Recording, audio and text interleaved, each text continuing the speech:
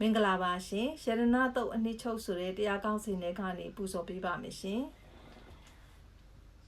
ရေတုတ်ပြုတ်တာမနတ္တာဒဏ်နေနနေကာမီနောဂရမတာတရံမိတေပတိပတ္တာအမတံဝိကေရှလက်ထာမူတာနေဘုတိန်ဘုံစမာနံဣဒံမိတံကေရတနံပရိတံအေတေနာသေစေနာသူဝတိဟောတု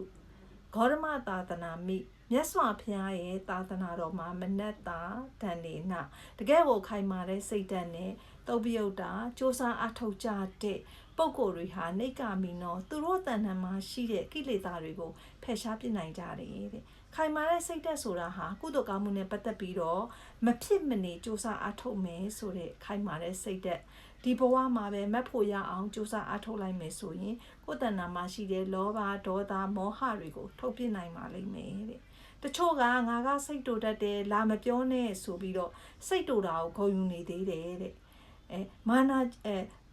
စိတ်တူတာမကောင်းတဲ့အနေအထားမှန်းသိတယ်နဲ့ကောင်းတယ်လို့လဲထင်နေတယ်တဲ့မာနာကြီးကမကောင်းပေမဲ့ကောင်းတယ်လို့ထင်နေတယ်အဲ့ဒီတော့ကိုယ့်ရဲ့စိတ်ထဲမှာစိတ်စိုးညစ်နေတဲ့သဘာဝတရားကြီးကရှိနေတယ်တဲ့စိတ်ရဲ့အညစ်အကြေးတွေကလည်းခန္ဓာကိုယ်ထဲမှာပဲရှိနေတယ်ထို့အညစ်အကြေးတွေရှိနေတဲ့အတွက်ကြောင့်လောဘဖြစ်စရာအာယုန်နဲ့တွေ့ရင်လောဘဖြစ်လိုက်တယ်စိတ်ဆိုးစရာတွေ့ရင်စိတ်ဆိုးလိုက်တယ်အာယုန်တစ်ခုကိုအမှန်မသိတဲ့မောဟတွေလည်းဖြစ်လိုက်ပြန်တယ်မာနတွေလည်းတက်လိုက်ကြပြန်တယ်တဲ့ဒါတွေနဲ့ပဲအချိန်ကုန်နေတယ်စိတ်ရဲ့အညစ်အကြေးတွေဟာဒီအတိုင်းပဲရှိနေကြတယ်တဲ့အရိယာသူတော်စင်တွေကြတော့အဲ့ဒီလိုမဟုတ်ဘူးမြတ်စွာဘုရားရဲ့သာသနာတော်မှာမက်ကင်၈ပါးအကျင့်တရားကိုခိုင်မာတဲ့စိတ်ဓာတ်နဲ့စ조사အထောက်ကြတယ်လောဘကိုလည်းထုတ်ပြနိုင်ကြတယ်ဒေါသမောဟတွေကိုလည်းထုတ်ပြနိုင်ကြတယ်တဲ့ကိလေသာအညစ်အကြေးတွေကိုလည်းစေကြောပြနိုင်တယ်တကယ်ကိုစင်ကြယ်တဲ့ပုဂ္ဂိုလ်အဖြစ်ရသွားကြပါတယ်တဲ့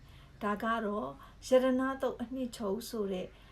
တရားကောင်းစဉ်တွေကနေပူဇော်ပေးခြင်းဖြစ်ပါတယ်ရှင်ကိုစိတ်နှပြချမ်းသာချမ်းသာကြပါစေရှင်